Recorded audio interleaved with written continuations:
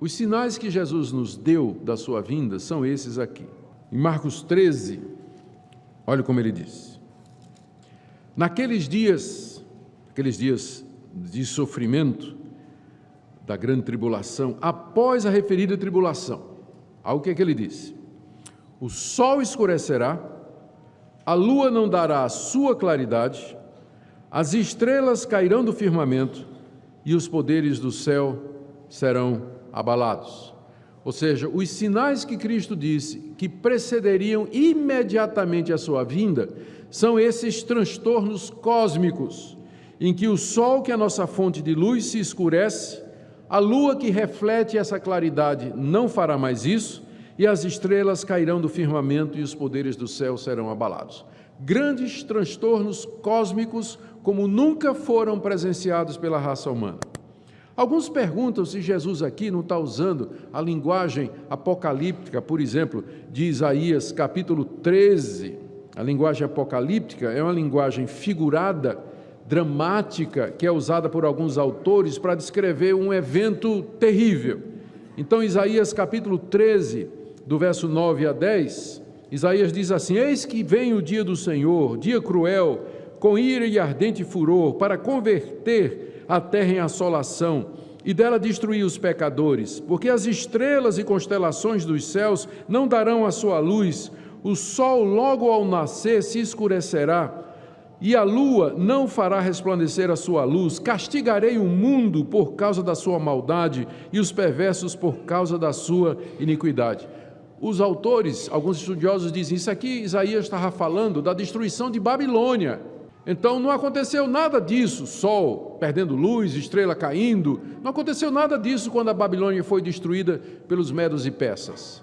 Mas a pergunta é, será que era só disso que Isaías estava falando? A gente já aprendeu que a profecia bíblica é como você olhar para um monte e não perceber que por detrás dele você tem outros. Na verdade, ele é a cabeça de uma cordilheira.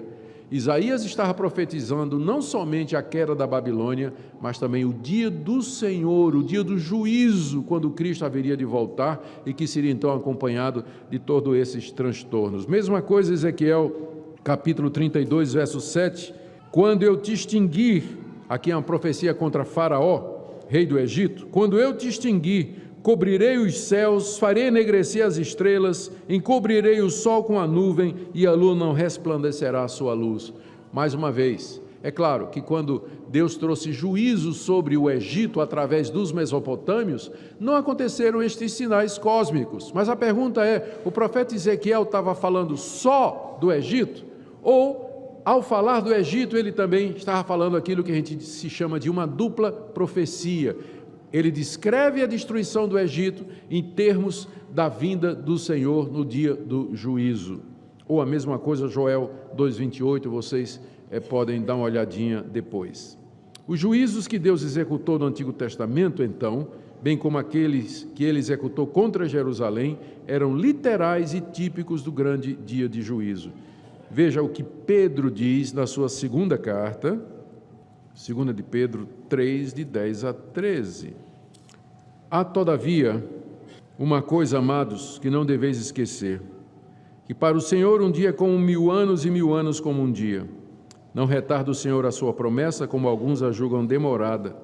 Pelo contrário, Ele é longânimo para convosco, não querendo que nenhum pereça, senão que todos cheguem ao arrependimento. Entretanto, virá como ladrão. Ladrão vem de noite, de maneira inesperada. Virá como ladrão o dia do Senhor, o dia do juízo, o dia da vinda de Cristo, no qual os céus passarão com estrepitoso estrondo e os elementos se desfarão abrasados, também a terra e as obras que nela existem serão atingidas. Visto que todas estas coisas hão de ser assim desfeitas, deveis ser tais como os que vivem em santo procedimento e piedade, esperando e apressando a vinda do dia de Deus, por causa de qual os céus serão incendiados, serão desfeitos e os elementos abrasados se derreterão. Nós, porém, segundo a sua promessa, esperamos novos céus e nova terra, nos quais habita a justiça. Pedro se refere à vinda de Cristo exatamente na mesma linguagem apocalíptica. Eu creio, eu não tenho dúvida aqui, pode passar para o próximo, sinais que precedem a vinda, que trata-se de uma descrição literal. É uma descrição literal. No dia que Cristo vier, acontecerá exatamente isso. O sol vai escurecer, a lua não vai dar a sua claridade, os poderes do céu serão abrasados, as estrelas cairão do firmamento. E aí a gente pergunta, mas pastor, como é que pode ser isso? A estrela cair do firmamento, a gente sabe que a Terra é um planetinha, que as estrelas são gigantescas e tudo mais. Lembrem o que eu sempre ensinei para vocês, a Bíblia descreve os fenômenos naturais da perspectiva do observador. Para quem está na Terra, vai parecer que as estrelas estão caindo do firmamento. Vai parecer que as estrelas estão caindo do firmamento.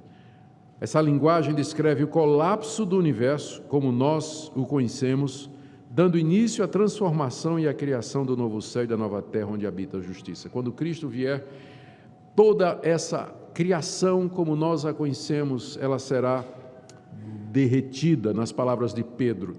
Serão transformadas pelo fogo da vinda do Senhor. E Deus então criará novo céu e nova terra, onde habita a justiça. O objetivo desses sinais é preparar o clima para a vinda do aguardado de todas as nações. Lucas, ao descrever isso aí, veja como Lucas descreveu, Lucas 21, de 25 a 26. É a mesma coisa, só que ele acrescenta alguns detalhes. Haverá sinais no sol, na lua, nas estrelas. E o efeito disso, olha aí, sobre a terra, angústia entre as nações, em perplexidade por causa do bramido do mar e das ondas.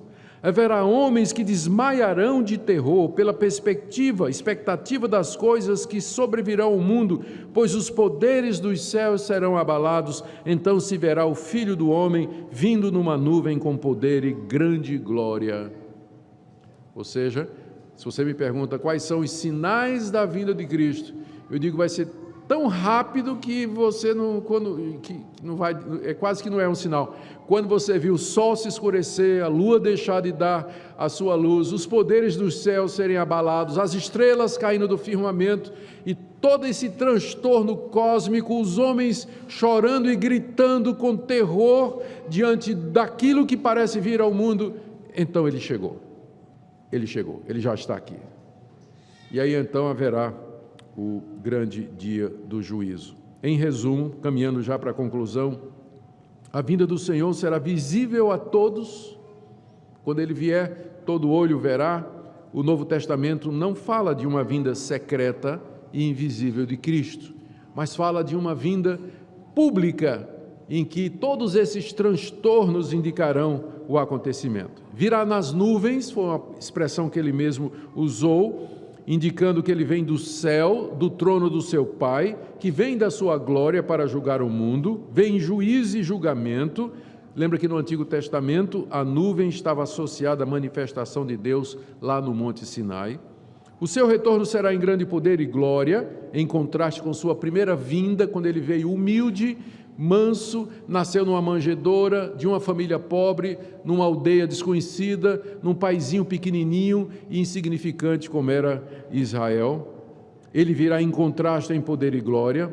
Não que ele não tivesse poder na primeira vez que ele veio, mas fazia parte do plano da salvação, que ele se tornasse homem limitado às condições humanas, mas agora ele virá com poder, primeiro para salvar o seu povo dos seus inimigos, do anticristo, o abominável e da desolação, que nós já falamos, pode passar o slide.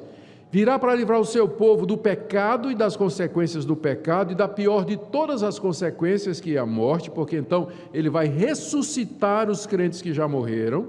Ele virá para destruir Satanás, por isso é que se diz que ele virá com grande poder e glória, porque é preciso um grande poder para ressuscitar mortos, destruir Satanás.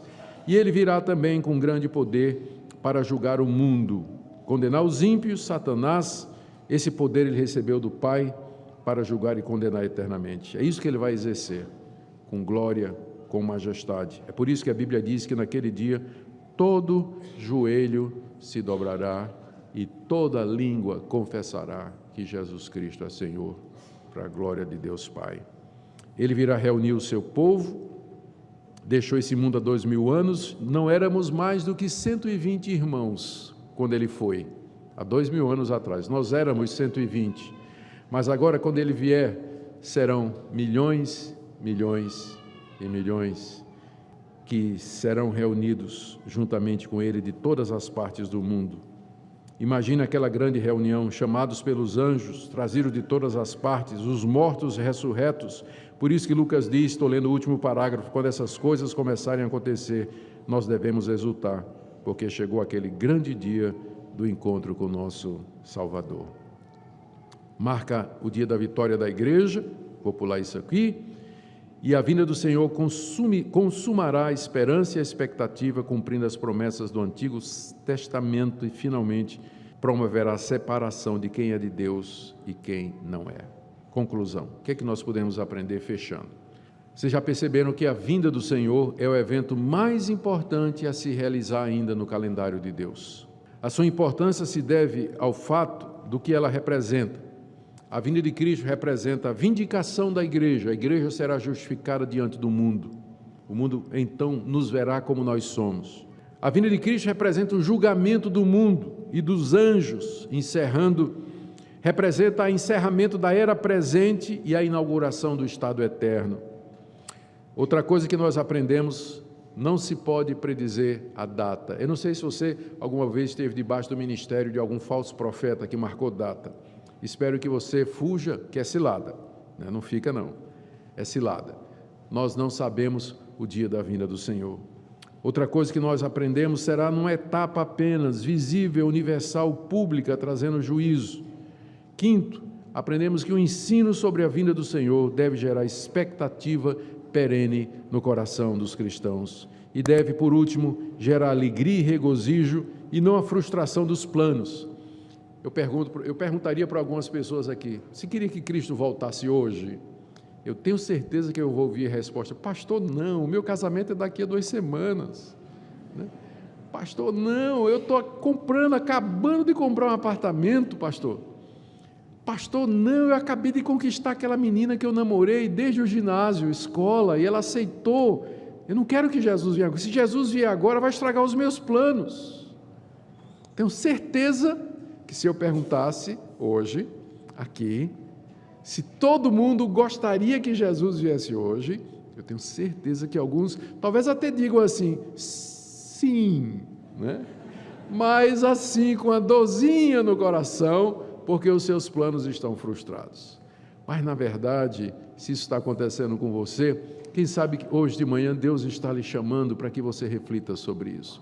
A vinda do Senhor Jesus é o dia da glória, da consumação, é o momento esperado, é o fim do plano da redenção, é o clímax, é o ápice de tudo aquilo que Deus planejou, é o momento do encontro com Ele, da glória, de prazeres e delícias que superam em muito qualquer prazer, felicidade ou recompensa que você imagina ter aqui nesse mundo. Por isso que nós devemos orar a última oração do livro de Apocalipse e com ela a última oração da Bíblia, Maranata, vem, Senhor Jesus. Amém?